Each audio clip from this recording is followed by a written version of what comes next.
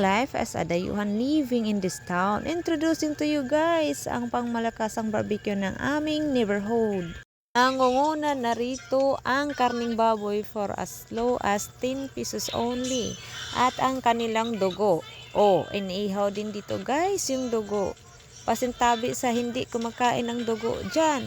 At that is for 5 pesos only. Meron din silang available na hotdog. Malalaki po iyan and just 15 pesos only.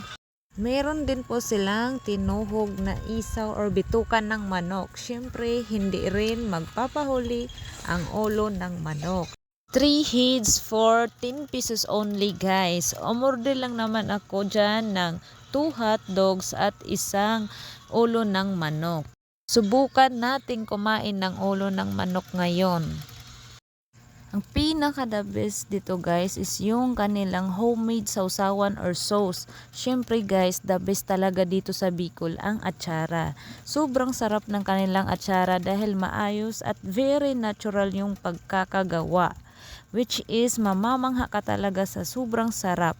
Secret reveal zone. Habang naghihintay kaming maluto yung barbecue na in-order namin, napansin ko yung kanilang juice na blue lemonade flavor. Masarap din ang juice na ito guys, lalo na kapag may pipino pang nakahalo. At this moment, dahil luto na yung ating barbecue, so let's get started. Una, isawsaw muna sa atsara yung ating ulo.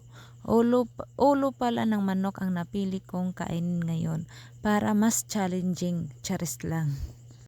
Dati nung naglilihi pa lang ako ng aking second child, ito yung gustong gusto kong kainin. So ngayon ulit ako kakain nito. Well guys, masarap naman siya. Don't mind na lang na kinain mo na yung mata ng manok at yung utak. Siyempre, parang balot na rin ito guys. Yung gustong kumain ng barbecue, bisitahin nyo na guys ang pangmalakasang barbecuehan ni Mayfi. Bukas na sila around 3 p.m. Located at Barangay Cugate, Zone 2. Salamat sa permission for vlogging. Siyempre guys, bago ako kumuha ng video, humingi muna ako ng pahintulot sa mga nagtitinda. Mabukog pala tong ulo guys. So, ingat lang sa pagkain. Dabis din ito pang pulutan. Yun lamang po. Thank you for watching. Follow for more.